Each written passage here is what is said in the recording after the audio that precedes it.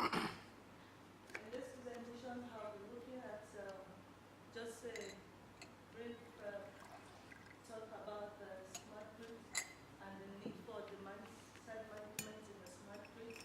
Then I'll propose the model, some results, and then the conclusion. The present growth in the energy demand is outweighing the energy supply globally, and therefore there is the need to incorporate into the energy supply other sources aside the traditional grid, and to be able to achieve a balance between the energy demand and supply. Demand-side management has been proposed as one of the techniques to achieve that, because since it is a demand, so therefore to achieve that balance, it's better therefore to solve the problem from the root cause of the problem, which was the imbalance was generated by increase in demand. So if we can control it therefore from the source of the problem, we'll be able to achieve this balance. And so NIST, National Institute of Science, Standards and Technology, has proposed this model that in the smart grid that we are all envisioning, there will be interrelations between and interconnections between all stakeholders in the energy industry, starting from the consumer to the producer, to the generators, the market, the operator, utility, and what have you. There will be interrelation with everyone. So it's proposed. So therefore, we now propose this smart grid system triangle, that therefore the enabling technologies that will bring to pass this dream smart grid will be standing upon the foundation of power systems and on the base of a triangle, and aided by information and communication technologies. And so in this work, the category of consumers we are looking at is residential consumers. So therefore here I just the green highlighted media and the promising and tested media so far for demand-side management at the level of home automation level. So in demand-side management, what are we trying to do? We are trying to find a kind of way in which the market can be liberalized and not be centralized as it used to be. How it's not be purely utility-driven, but driven by the utility, the consumer, the environment, and every other factor. We're trying to look at how we can ensure that there's reduction in demand, reduction in energy consumption also, and cost also to the consumers. Also reduction also in need for acquiring more generating plants. So if you can balance and wisely use what we have, there may be no need for some some unsafe or unclean sources of energy. And then it also gives rise to reduction of distributed energy losses from other sources being integrated to the grid. And then, of course, electric vehicles also are promising. And with all this coming in, there'll be a lot of planning going on into the electric utilities operations, and consumers' load profile will be modified.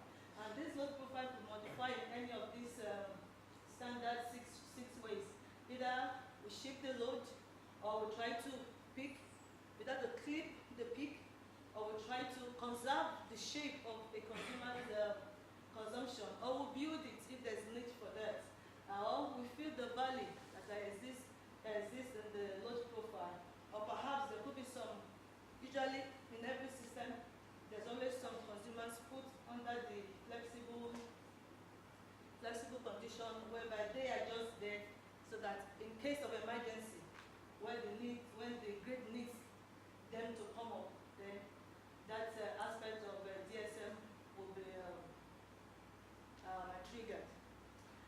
So, but there are many DSM programs proposed in the literature, and they have been able to see different ways of adjusting the peak loads to achieve a better peak-to-average ratio in energy demand, shifting peaks, and seeing responsiveness of consumers to time-of-use pricing, dynamic premise, and a variety of other smart pricing systems, reduce energy costs, and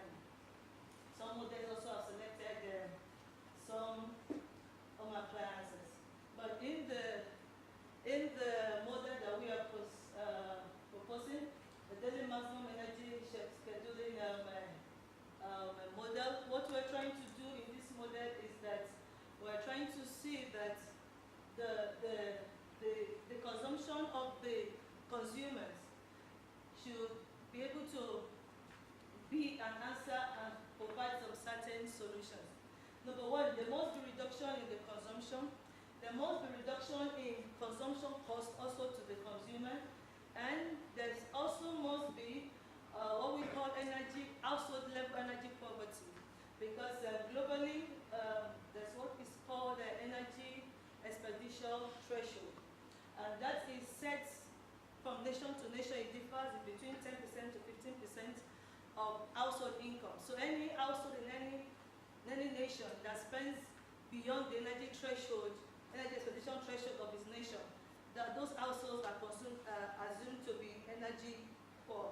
So in South Africa, the energy expenditure threshold is 10%. So therefore, any household in South Africa that spends above 10% of its income on energy expenditure, what we call energy expenditure is something like what people call electricity bills. So it's the same thing we're saying. So in South Africa, we have this statistics as released by the Department of Energy. So from statistics, it's released that the people who are really energy poor in the country are majority of low-income households and the middle-income households, but even the average of the highest income household is still below the threshold of 10%, meaning that we could say that every average high income household in South Africa is not energy poor, energy rich.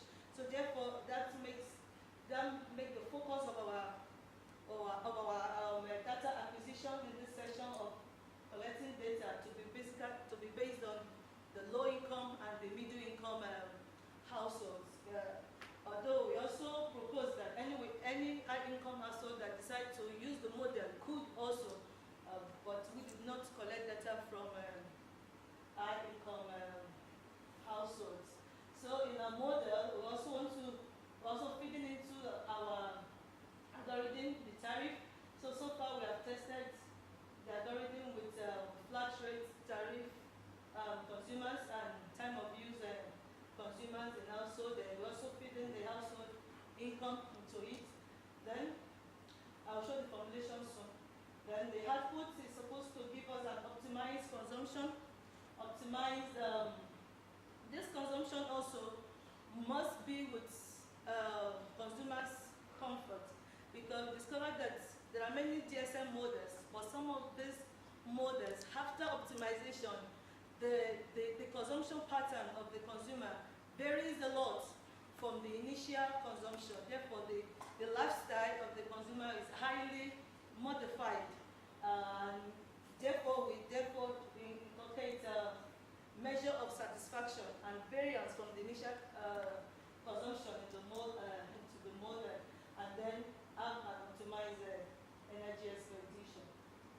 So we try to apply mixed integer linear programming for the optimization because of the type of variables that are involved in the program formulation. So in this problem, we'll want to minimize the consumption and at the same time also minimize diffill, whereby diffill is a measure of the consumer discomfort, which also is a measure of the variance between the optimized consumption and the initial or desired consumption of the consumer, subject to some constraints. So we just put this one here. This is just the result for the flat rate consumer is the one because the time of use consumer algorithm formulation is different from this one. But because the paper submitted to the inter-school was based on the flat rate, so that's why I just put the formulation for the flat rate here.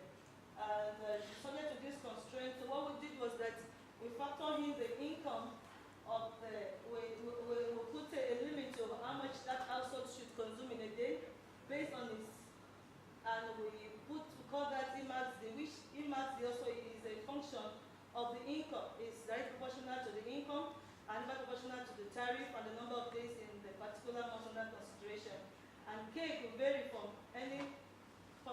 country. K globally is within 0.1 to 0.15. So, but South Africa is 0.1. So we use K equals 0.1. So the model could be used in any country across the world as long as the value of K is known. And so therefore what this intends to do is that since we can see A and B because the appliances were classified into A and B, the priority and the one we could shift their consumptions. And we set threshold also for the consumption triggering also for when some appliances were going to be switched off.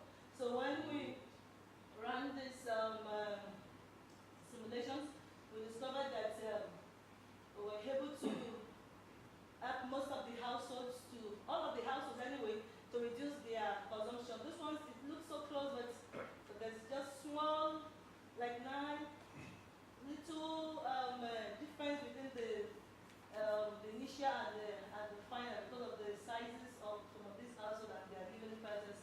But for some of these ones, we show that these ones they were formerly energy poor, but if they follow this model, then all of the households will be energy rich. And if the model is followed, then every household is home, so the household can see in real time what is consuming, which appliances are on or off, and how far its consumption is as it goes. So we have been able to see how we can be able to trade off between consumption, consumers' comfort, and be able to achieve a reduced consumption and cause peak demand reduction, reduce energy poverty in the country, and also reduce the satisfaction of a DSM program. Thank you very much. Any questions? You have a country with a lot of sunshine, right?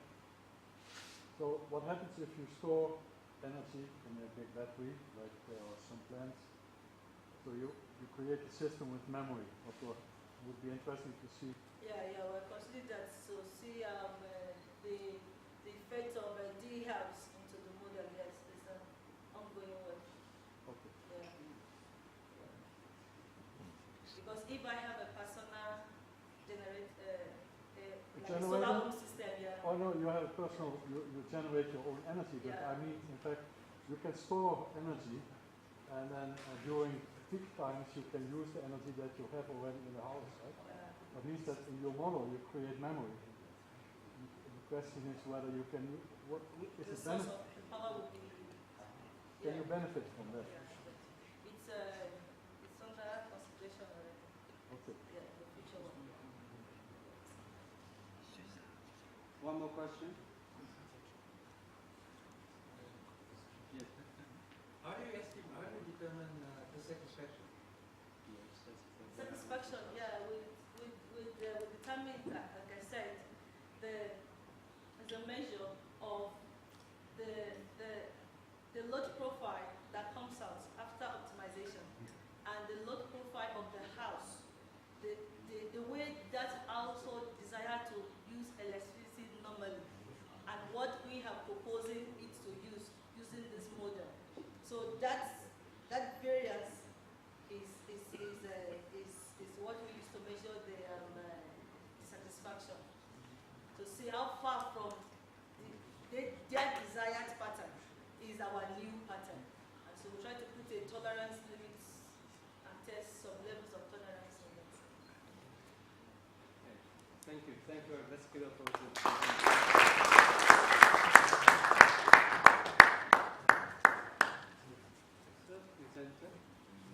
team.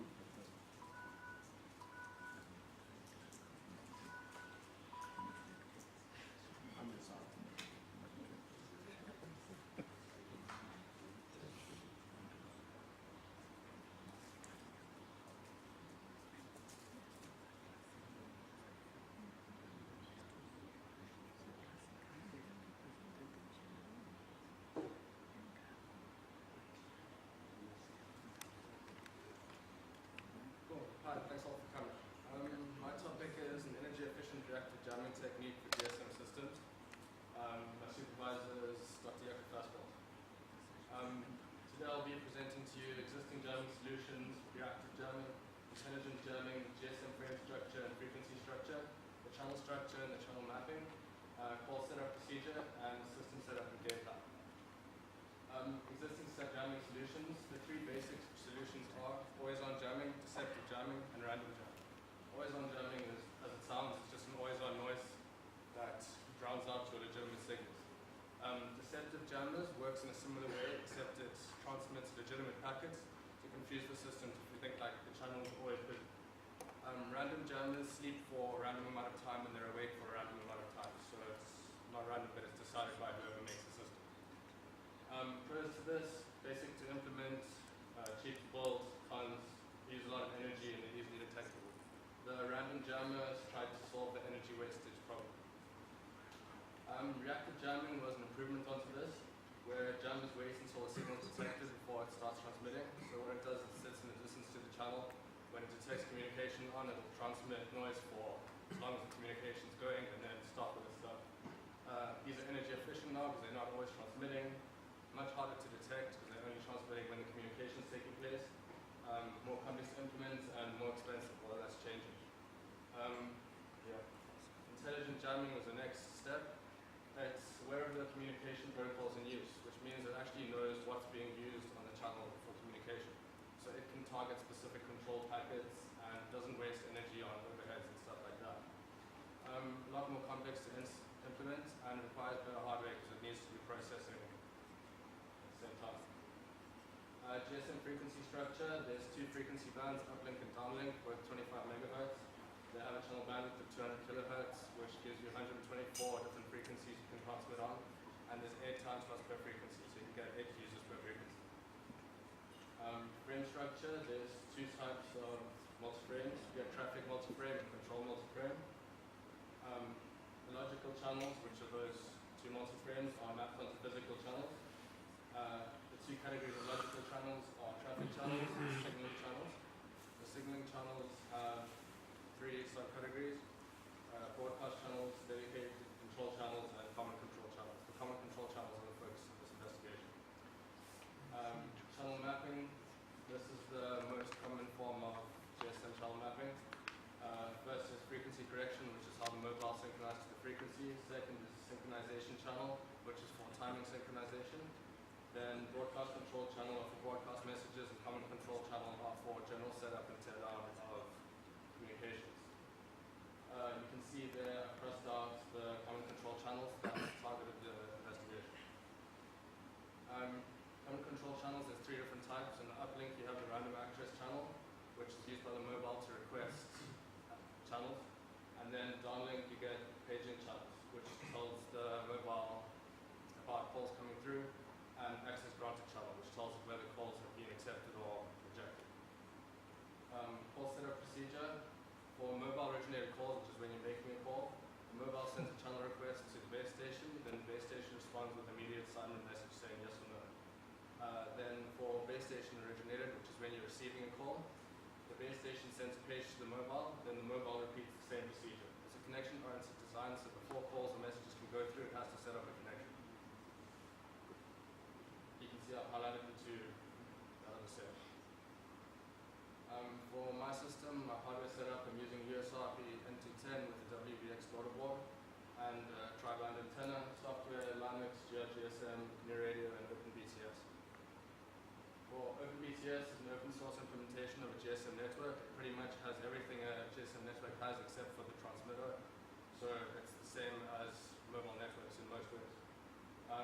It's compatible with current SIM cards and phones, so you don't need extra hardware or anything to use it. You can just connect. GRGSM, open source packet sniffing, it allows you to sniff GSM packets off the air. It captures live data, puts it into the GSM tab format, and then puts it into the loopback interface on a random port or chosen port, and then Wireshark can read from it. This is an example of packet sniffed on the air. You can see the immediate assignment message there I've highlighted. That's the key for this investigation.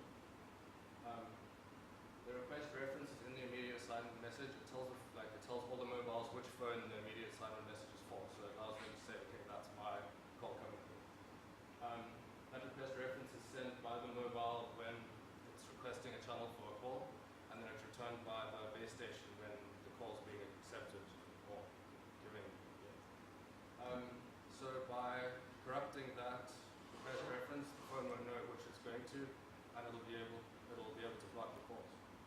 Game plan is set up the private network using new radio, set up a signal jammer, GRGSMs to use to detect and analyze the channel so I can see which packets are being corrupted, which packets aren't, and once the media assignment message is detected, best reference will be corrupted. My research question, to what extent can the energy efficiency of GSM signal jammers be improved through the use of intelligent preemptive jamming techniques instead of traditional signal jamming methods?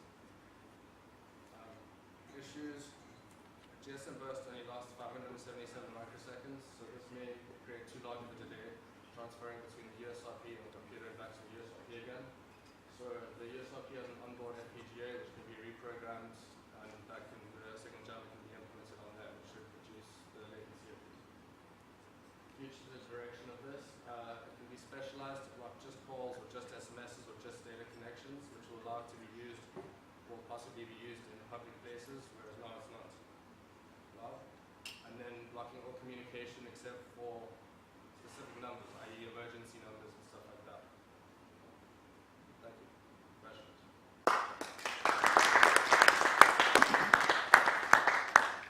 Time for questions.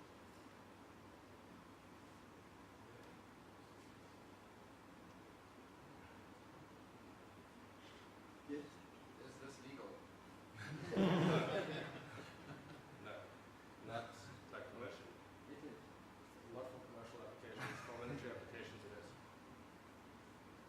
But as I was saying, if you can block specific things and allow emergency numbers, the problem is that if it's, the reason it's illegal now is you can't access emergency services and stuff like that. But if you can specialize it to say allow emergency numbers, allow specific numbers, or just block specific people, then it can be made legal.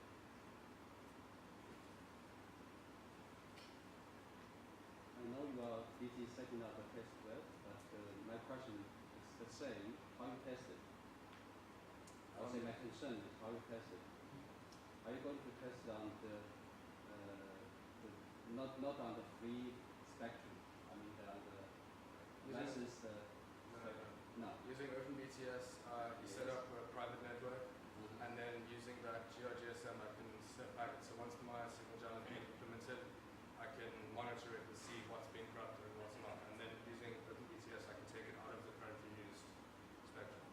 Also, it's very low power rating, so it won't interfere with anything else. So you are going to test like a GSM system on the Wi-Fi frequency, Like web below. one below, but it's briefly. What are the applications? Like, where would you want to use all this? Mostly military applications, improvised explosive devices, blocking stuff like that, and then yeah, back to the same thing of hopefully being able to make it a commercial application.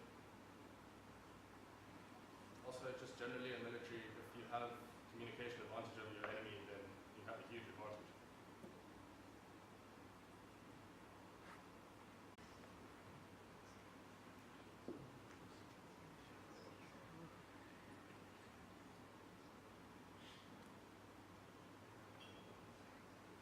Okay, good day everyone.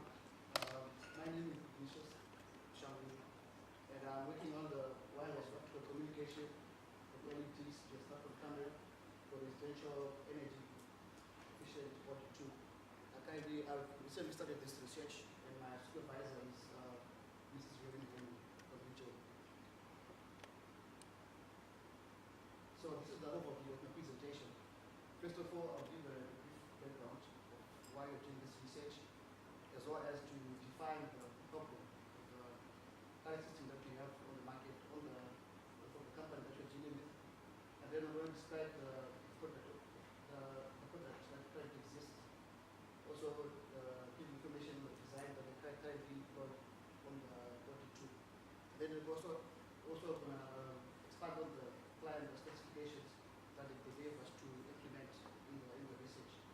And then we're going to go through into where we are now in the research. Then in the end, I'll summarize what I managed to do at this point and what I aim to do in the future. So the background. Wireless optical communication, also known as visible communication, is taken over as a field of research visible light produced by LEDs can be used for both illumination as well as for low-cost data communication, which is competitive to other RF devices. Invisible light, the spectrum is a licensed, and the lighting is harmless to the human eye, which is also free from interference. I'll probably statement. Our research was proposed by a company called Econet. The company is working on a residential energy efficient tool, which they use on a certain temperature measurement. What they do is that they've got this product. This is the sensor board. Sensor board is the one that they put on the circuit breaker. For example, this one is on the geyser. So what they do is that they have this sensor board, which is the controller. There's the sensor circuit and then the transmitter LED.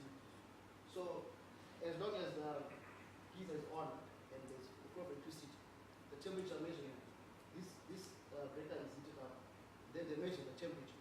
When they measure the temperature, they actually try to extrapolate the temperature into an energy that has been consumed during the period whereby the system was on. And then they try to, what they do at the moment is that they send a frequency through the LED that blinks. And then it goes on to the phone camera whereby they capture the results and display on an application.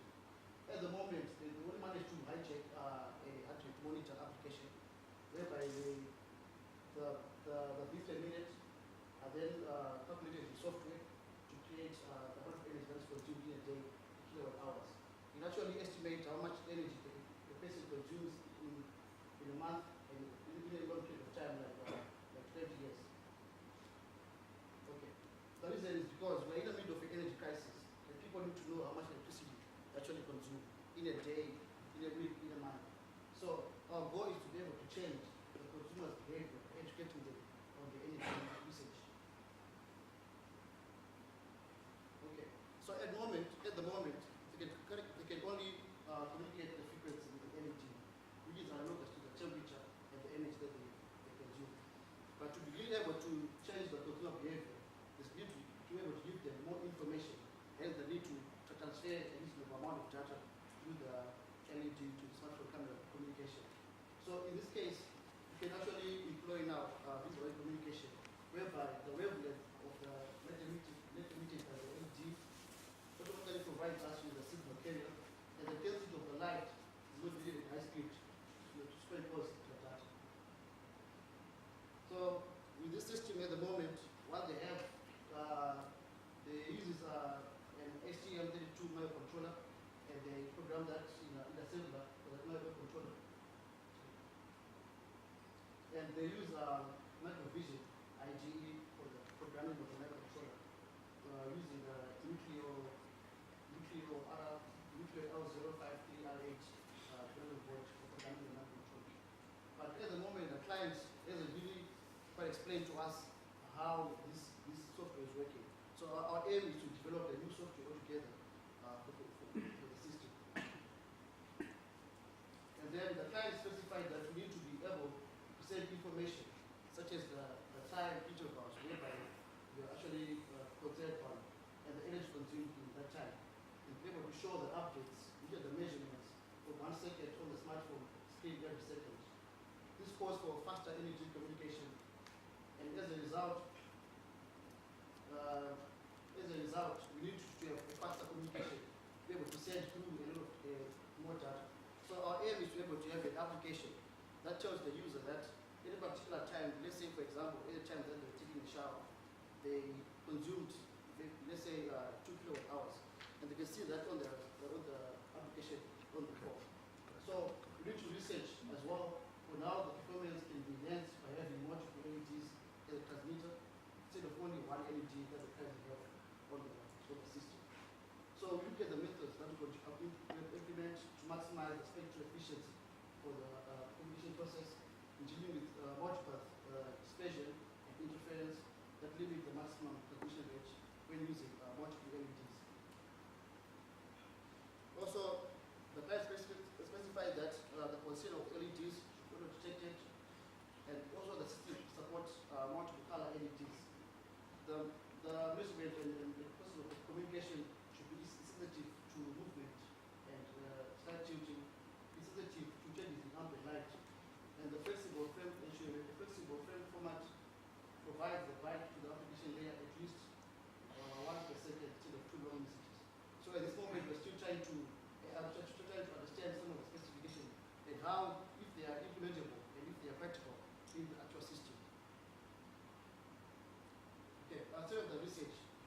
Currently, I'm still in the early stages of the research. I only started the master's program last month, and I'm actually looking at what has been done before, and what other systems actually exist on the market to actually have a product that is unique in its own way, and not to just copy what has been done already.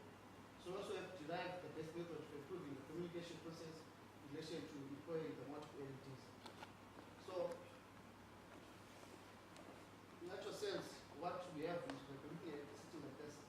Once we manage to get our data that we need to send from the measurement part, we employ intensity modulation and the mapping in the map controller. When we map the information that we need to send to the LED array forms the communication and the smartphone camera. And then the camera need to develop an application or an app that we're going to process the information as we decode the data that was sent by the LEDs. So once we have that, we actually display that on the smartphone application that the client, that the users are going to be able to use. Okay, describing intensity modulation is a major part of our research. In that intensity modulation has the right intensity levels of the transmitter, therefore conveying information to the right intensity. And then we need to investigate which type of intensity modulation is best suited for our system. And at present, I'm inclined to use a color shift scheme in transmitting information on different colors on the LEDs. That's transmitting. And also, we have to investigate if we can actually have a better performance by using the other schemes of modulation. At the receiver side, for the smartphone, the image sensor in the camera can be used to receive the intensity modulated data. So, I was doing the research and I realized that in the case whereby we have our phone camera, we can actually use now the edge pixels of the image played as multiple receivers, but we treat each source independently. In the case, we can actually now employ an optical MIMO system for the communication. And this one is seen to have a better performance in terms of the signal noise ratio and bit rate to other schemes in which when you're using multiple LEDs as a transmitter. And another way would be to actually employ color-based encoding method to transmit the data. And then the flashlight equipped smartphone camera can be used as a feedback source to achieve bidirectional communication. And we managed to come across this system that has been designed before, whereby we have the encoder side in the microcontroller and transmitter LEDs, and then we also have the receiver side and the decoder side, whereby the message that was sent by the LEDs will be received by the receiver, and at the same time the receiver also sends back to the sender, and then locates the message. We locate the message in the other sent by the encoder side. So this is still a bit challenge that can actually implement this system in our research. So it's under a bit of study. Okay. Currently, I'm still doing the literature survey on the research topic as a whole, and I'm still trying to investigate which schemes can be used to optimize our performance, and then the source in terms of noise that we can experience in the communication process, and how best to have one of them. And then also we also need to have hardware modification to the current product.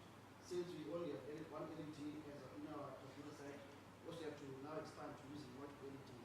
So there has to be hardware modification to the current system, which will also include a new circuit and PCB and everything. And also to develop a new application as well in Java for the smartphone.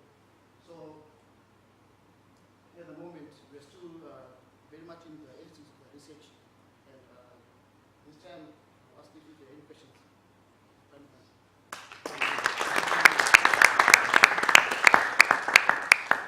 Questions?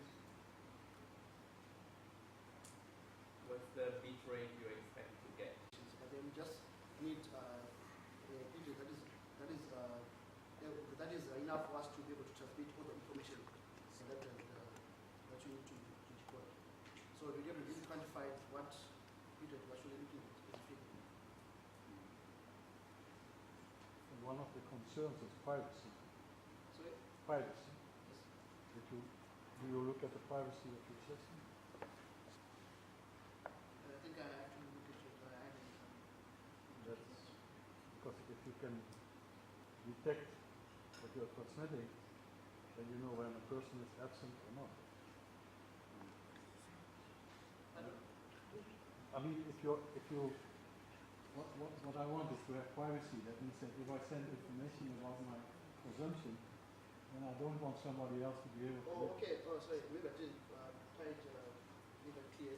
It's like it's very close range. So what I'm going to do is that with that sensor on the physical side, I'm just going to put it on the camera. The range is very small. That there's no one who can interfere with the communication. Thanks.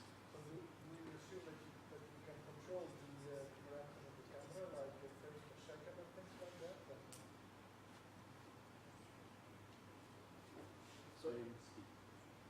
So you control the frame speed of your camera. The sampling rate. at the moment, I'm not sure how if I can be able to control that, but then I'll look into that as well. Because you have to synchronize somehow maybe Yes. the camera to the data rate. Actually, it also answers the first question, the data rate. Okay, thank you very much. And we'll give a now we will for the last presenter from our group. Thank you.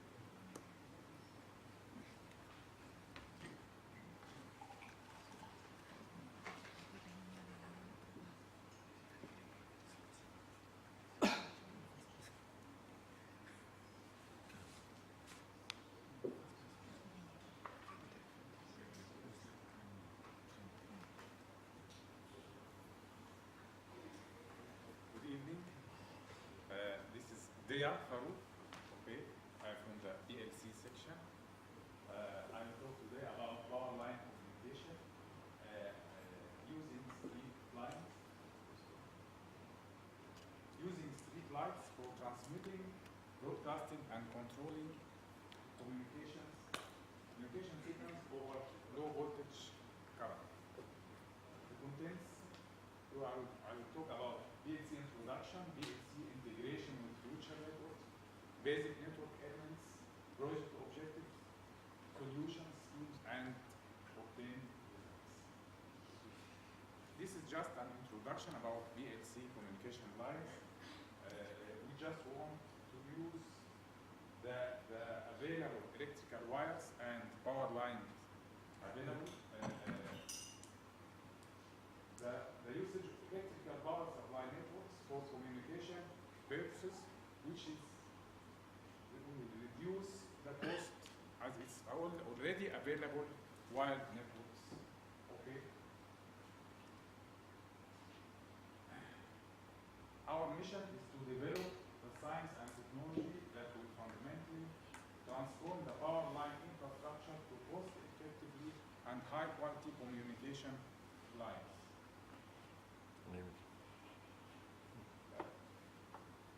Power line communication and future networks. We think that in the future, okay, as you see, the network and voice and data networks and the power grid and or the power networks will be one network. We can use the available electrical wires, the available power grids, by some power medium voltage transformers, some couplers, and we will see now, I will talk about the elements to be all, one network. Here my application or my usage should be to send a communication signal to vehicles or cars, moving cars in the streets, okay, through also the light, the rays.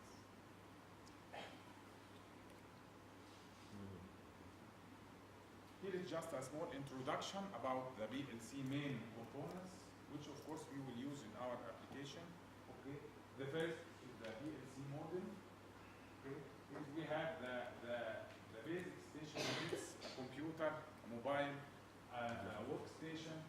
telephone, okay, we will use a modem for the signal transfer, okay, and a coupling circuit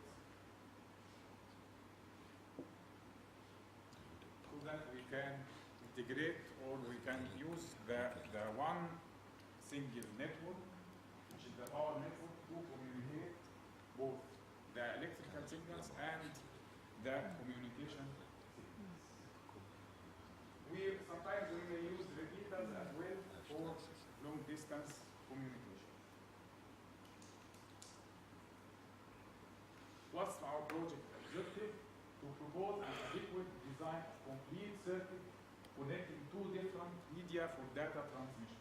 What are the two different media we will use? The first one, the VLC and the LED. The previous session was just talking about LED communication, okay, for connecting to smart mobiles. Here we will use the LED also, but for a different type of communication and to be integrated with the PLC power line communication. Here is a simple project diagram. We will have the control signal. I may use a workstation or a computer to send a control signal or an advertising or any type of signals or a warning signal to the cars or vehicles moving in the streets. We will have the basic workstation, then the power line modem plugged into the power line, and of course this plug will contain a coupler and power line wires, and then the LEDs that will transfer the signal to the moving cars through a built-in receiver. So what's the problem that we face in this project? The power line networks are not designed for data communication. We have some impairments, we have some restrictions, high attenuation, significant potential interference, noise which is generated from all loads connected to the grid. Actually, it's not easy to use the power line for data communication, such data communication. We have also some challenges and ongoing work to do in this project. Number one, total circuit implementation and integration. Maximum distance to transfer the signal between different light sources. Of course, we will not install our light sources. We will use the available light sources in the streets. Low-cost, high-performance receiver. We need to design a low-cost, high-performance receiver inside the moving car, using the system during daylight, and finally using the appropriate frequency modulation. These are the challenges and the ongoing work that we are doing. We have also some other important issues that we should take care of and consider in our work. The impedance, considerable noise, and high attenuation are main issues. Electromagnetic compatibility, due to which transmission of data and transmission of data rate at low voltage to many subscribers will reduce the performance, because we are not sending only to one car, we are sending to many subscribers at the same time.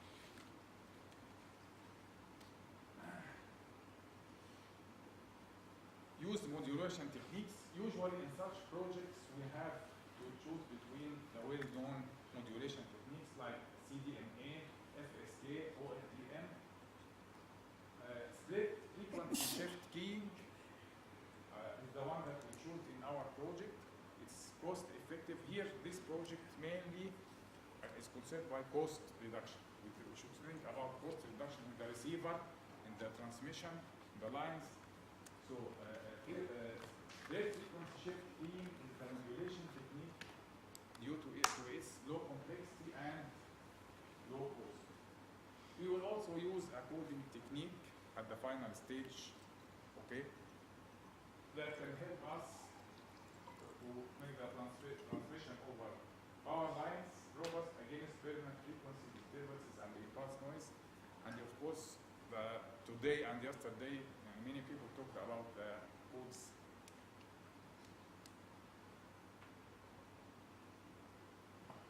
Here is our proposed solution. This is the first step. Our proposed solution. Here, this is the data server or the workstation that will send the signal to the cards. The signal, the control signal will be modulated through a modulator or a modem. Then here comes the coupling circuit. The coupling circuit will integrate my signal into the with the electrical signal that is already transferred over power lines. Then I will use the frequency shift keying as a modulation technique. Here's the signal now after the modulation. Then after the power line, we will reach the part of the light. So we will have a FSK demodulator. This is the main signal, the same like the input one. Here and here is the start of the next part of the project, which is the light with the LEDs. The LEDs will, through a modulator also, will transmit the signal through the light. And finally, the receiver in the vehicle will receive the same input signal again. Here's an example of our first trials of our EFC modem. These are the signals, input signal to the modem and the coupler output circuit to the VLC line. We are still working in the project. It's only 4 months or less. The next part is the visible light circuit design. After we finished the communication over the power lines, the next part is the visible light circuit design. White LEDs offers advantage properties over any other such media. High brightness, cooler operation, reliability, lower power consumption, any radio or electromagnetic interference.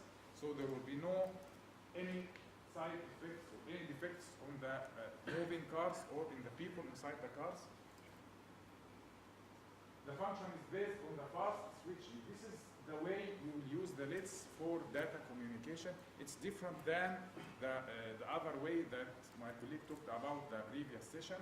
The previous session, he talked about the illumination, the intensity of the illumination, and the focus and the length of the smartphones. Here we will use the fast switching of LEDs. Okay, we will see how will this be implemented. Here is the implementation of the visible light modulation circuit. We will use the normal LEDs and the fast switching to represent the data. I use the LEDs part and using the photodiode and demodulation to any mobile terminal or any moving device. We will use, there is already an available circuit that will help us in this. It's called XR2206. It's comprised of 4 functional blocks, voltage control oscillator. It's a complete circuit that can be used for the switched light. 1 minute, please. 1 minute. 1 minute. Only one step. Okay. And here's the circuit, the XR2206 is comprised of 4 functional blocks, voltage control. Here is the layout of the LED circuit that will be used. This is the summary of the presentation. We will use PLC and VLC together to form an application, okay, to be used for transmitting control signals to mobile devices and cars. Applied efficient modulation scheme for the VLC environment, SFSK, optimized physical and topological design of VLC network, applying encoding techniques and design for the receiving circuit in the moving vehicles. Finished.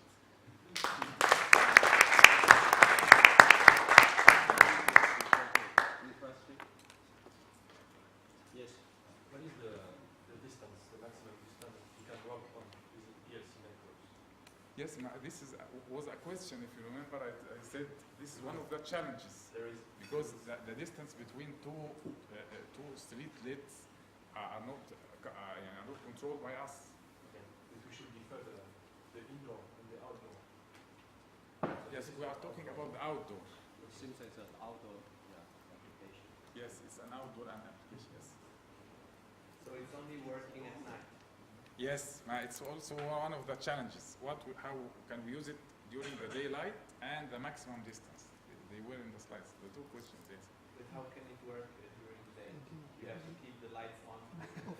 Even if you keep it on, I think it will not work. Maybe we could use infrared or something. We can propose to design a little circuit to accompany the street light itself to work on behalf of the street light during the day.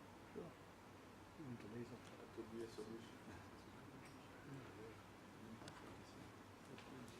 How secure is this in terms of, say, someone maliciously injects other signals in and whatnot? So like they have a laser pointer that's able to intercept, like, Well, we know this we use the street lights, and the street lights is controlled by the government. It's not something. I'm just saying, if someone maliciously aims their laser pointer at the sensor or whatever, and then like sends a signal, like a malicious signal to that, so that override whatever's coming from the light. So this is a good point. So I think we should think about increasing security. Something of security at the two ends. The income out, right? Yeah. Other call outs and stuff like that. There is fake. So what happens if it's raining?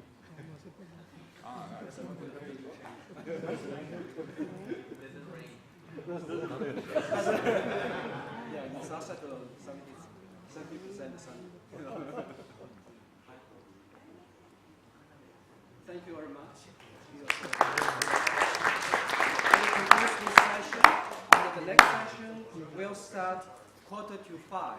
And would you please take a tea and coffee break? This time is 2.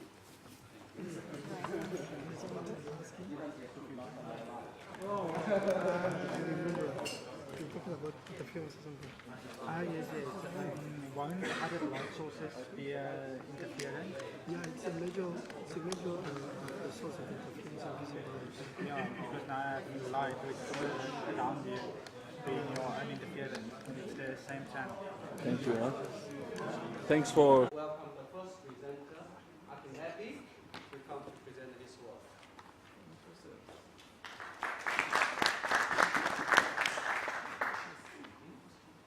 Good afternoon, ladies and gentlemen. My name is Akilabiolalidi Akindeji. Under the supervision of Dr. Mera Joseph and Professor Forever. This is the continuation of work in progress of my work of interference management in clinical cell. Looking at how price policy can really integrate or reduce the interference and other schemes. So,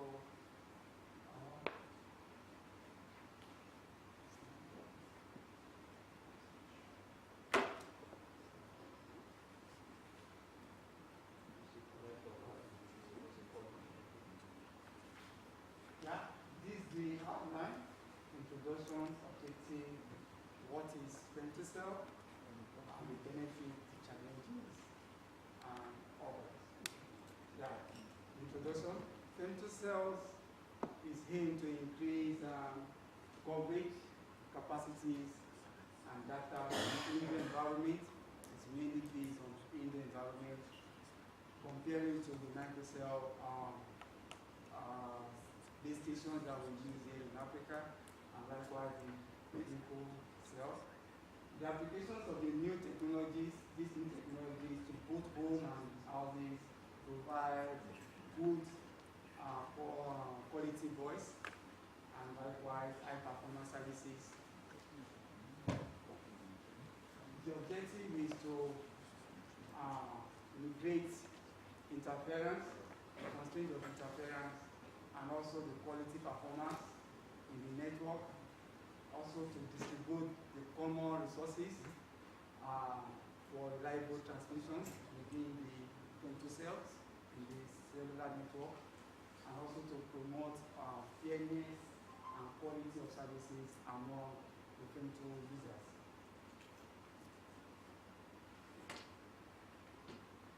What is femtocell? Femtocell is a small base station that is really small stations installed by the end users and is connected to the mobile network through internet. The FPP is the connectivities of femtocell within the indoor environment.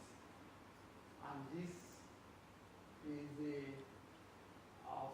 this figure 1 shows the architecture of the femtocell, where we see the femtocell connected to the mobile operator network, and this is the microcell users. The benefit to both is beneficiary to both subscribers and the mobile operators in such a way that one, it reduces cost reductions, paying site is off their neck, one. Then the other one is reductions of microcell. The other one is reduced jamming within the network. Electricity bills are off the mobile operators. Then cost effectiveness. And lastly, they eliminate install people to install. For the subscriber, the better services, both voice quality, multimedia, and video. Also act as a focal point of the connectors to other domestic areas. It reduces power reductions than mobile microcell. Then the last one here is seamless interaction within the environment, which is there won't be any pollutions or noise while using. Yeah, the major challenges, there are many challenges within the use of femtocell. We have the mobility, management, and handing over. We talked about the security, the self-organizations, and the time and synchronization. But the most important one here is interference management, which is very important that we should put all our concerns or our needs into. Questions, research questions. One is to innovate and achieve optimization under interference management in the femtocell network. And the other one is how to implement a new policy for optimizations in cellular network. Well, I come out with these new network topologies of the cellular, while we have the base station down. Actually, this is cell of the cellular network, and we divide this into two regions. We have the lower power region, while those are closer to the base stations, and those who fall to far away from the base stations are the higher power range users, and these are the femtocell users. We use this as a representative of femtocell users, and the base station is that we need it. Yeah, for the interference mitigation scheme, we have various types. We have interference cancellations, interference avoidance, and distribution of interference management. Under them, we have this one is SIC, successive interference cancellation. This is parallel, and this one is MSIC. And under interference avoidance, we have the spectrum splitting, the power control, spectrum arrangement, timing opening, and others. These are various techniques being used for mitigating interference. However, my methodology here is using the parameters. Interference are detected through all the parameters using mathematical model that will indicate for us which all of the parameters are really the factors of interference. The mathematical model use here is to analyze the parameters. It's to use to analyze all the parameters. Then we come up with another developing of algorithm in the concept of utility function to aid bandwidth of interference with fairness of resources and optimization. And this utility function is to punish the selfish users of the network who might cause interference within the cellular network. Yeah. Interference management with price policy. Here we have a mathematical expression here of utility functions. We have the utility function of the center users and the utility functions of those at the edge. And our aim here is to have a Nash equilibrium. To have a Nash equilibrium which constitutes our problems where we can really get accurate signals within the network. And this has improved as a quality services was improved in there. Possible results we have here. This is, if you look at here, this is our utility equilibrium here as the number of users and the signal that you can use to transmit within a constraint of in the cellular network of both central and those at the edge can always be within 25 or 26 here. Within the both. That's our Nash equilibrium and shows that okay, with this signal, the both users can transmit very well. But for those who might want to interfere with others, we will need to point them with this other one. And the conclusions goes that FemtoCell improve performance and quality was at the indoor environment. And FemtoCell increase revenue and quality of services to mobile operators and subscribers. However, interference as a challenge is something most of us should consider along the innovation system scheme. Thank you for listening.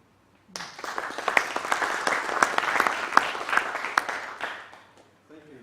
Seems like we have more time to have some few questions. What question?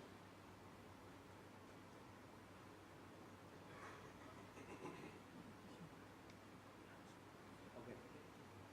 What is the difference between having a femtocell or a Wi-Fi hotspot at home?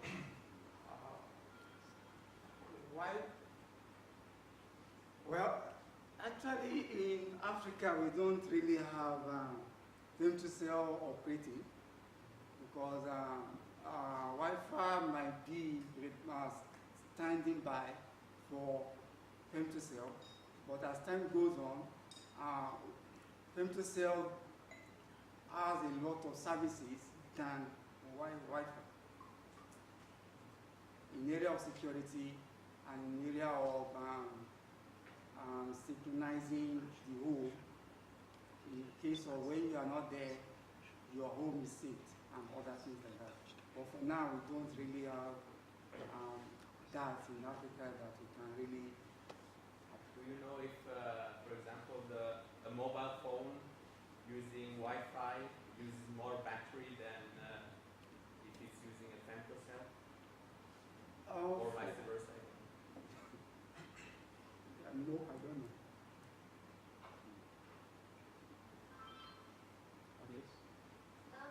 In your last slide, the figures, you had iterations on the x-axis, iterations of what? Yes. Yeah.